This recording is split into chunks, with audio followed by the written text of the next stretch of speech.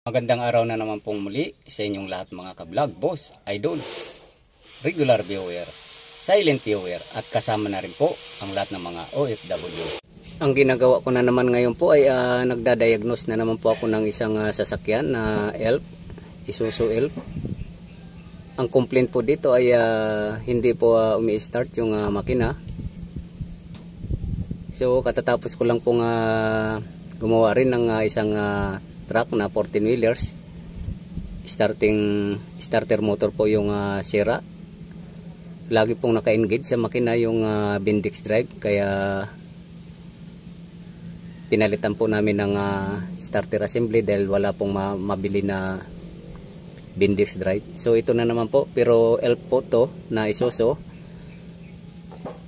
So nung na-diagnose ko po to ay relay po yung naging problema.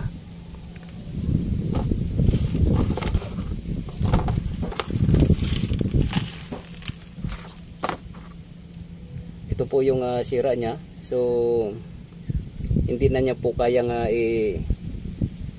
once na sinuplayan po natin ng power supply to, negative and positive power na galing po sa ignition switch, ay dapat po magkukontak itong input at saka output contact para dumiretso po ng solenoid switch, para yung solenoid switch ay i-engage po niya yung fork niya para mag-contact po yung Bendix drive sa flywheel. So ito po yung pinaka switch na dapat gumana para yung starter motor mag-engage po sa flywheel. So ang problema po ay hindi na po niya kayang pagdikitin itong contact dito sa loob, kaya hindi po siya nag-engage yung Bendix drive papuntang flywheel, at kailangan po siyang palitan ng bago.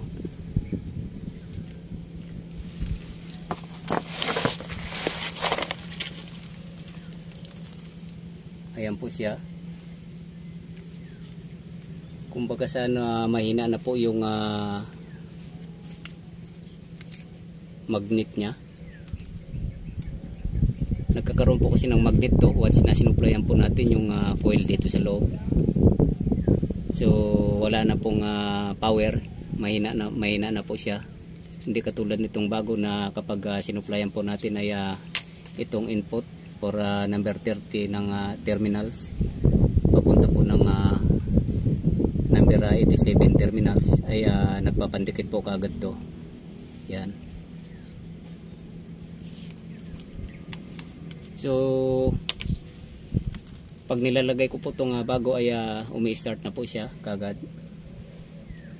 Samantala itong isa ay hindi po siya umi-start. Kaya konfirmado po na relay po yung problema.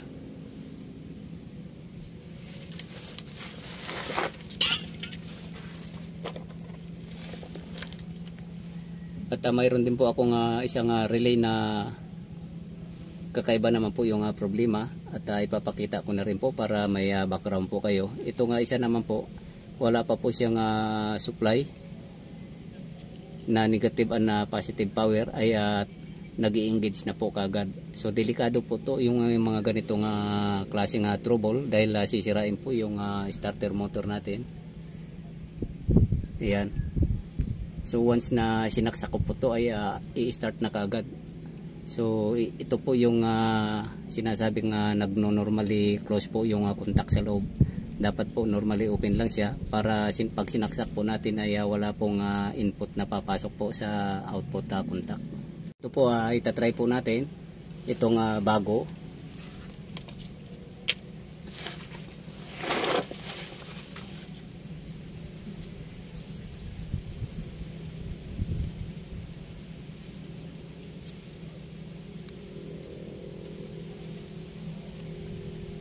Yan po, wala pong reaction pong nangyayari.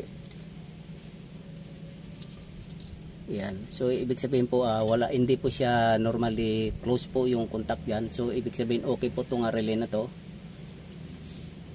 Ito po yung bago na relay.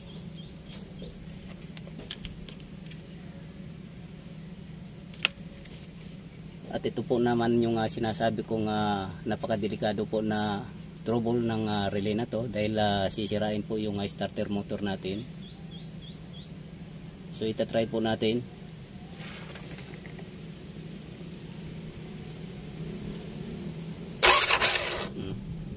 Nakita nyo po, walang nag switch on po doon sa loob, pero kusa po siyang gumagana yung starter motor. So ito po yung delikado po na trouble, kasi maninira po siya ng starter motor. Ito po siya, normally close siya. So kaya ko po pinapakita sa inyo, dahil para mayroon po kayong background sa ganitong klaseng trouble. So yung isang trouble po na pinakita ko nung nakaraang video ay ibang trouble naman po yun, ay Bendix drive naman po yung problema. So may mechanical problem po doon po mismo sa starter motor na yan. Yan, sa loob po ay mayroon pong nag-i-sticky or hindi na po nag-disengage na Bendix drive. Lagi na po siyang nakadikit po sa flywheel, kaya nasira din po yung starter. Ito naman po ay relay naman po yung problema. So lagi pong nakakontak. So pares din po, maninira po siya.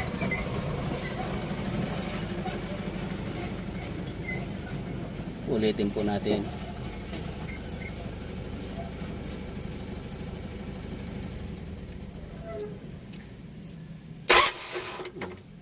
So ayan po, nakita nyo po yung naging resulta. Kusa po siyang umano. At itong original na may sira po,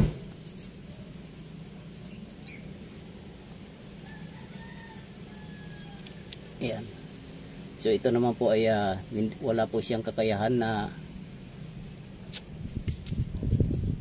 i-contact po niya yung input contact at saka output contact terminals. Wala po siyang kakayahan dahil mahina na po yung winding niya po sa loob. So yan naman po yung pagkakaiba nila. Kaya hindi po napapa-start yung hindi po niya napapa-engage yung starter motor.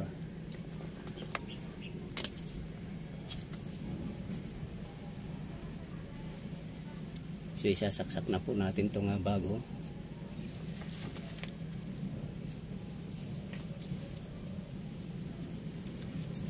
Yan.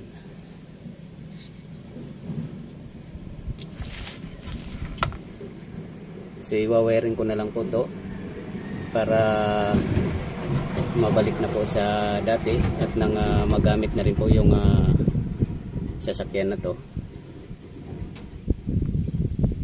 So i-try po natin na banda rin sa taas.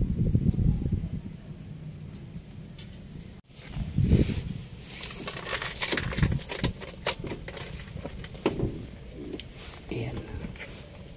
So itong switch po dito ay push button switch lang po. Modify na po itong switch na to dahil luma na po yung sasakyan na to. Sira na po yung ignition switch ng starting contact.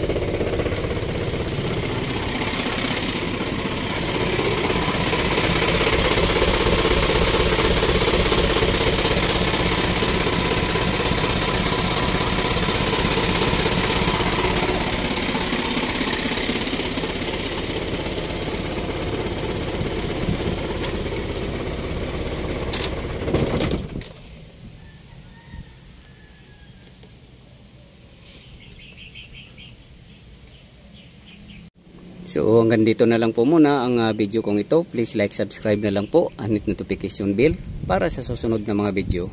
God bless all po.